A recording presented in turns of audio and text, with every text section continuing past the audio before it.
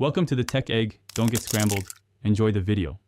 You begin by verifying prerequisites and taking the first actionable steps.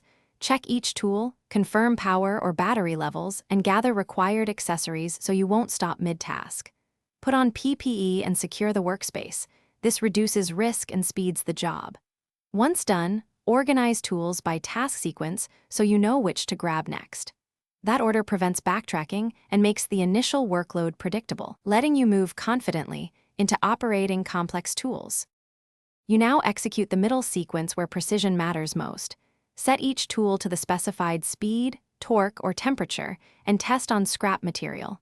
Use clamps and guides so cuts, holes, or joins stay true. This reduces rework and preserves tool life.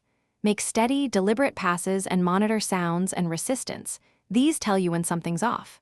Once done with a step, inspect results and adjust settings as needed so the next pass improves quality instead of compounding errors. You finish by completing final steps that lock in success.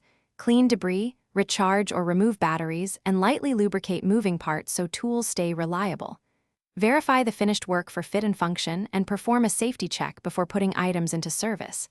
If something goes wrong, stop immediately. Isolate the tool, reset to default settings, and consult the manual. One key troubleshooting tip: replace consumables first, blades, bits, filters, because worn parts cause most failures. Thanks for watching. Consider subscribing if I helped unscramble your problems.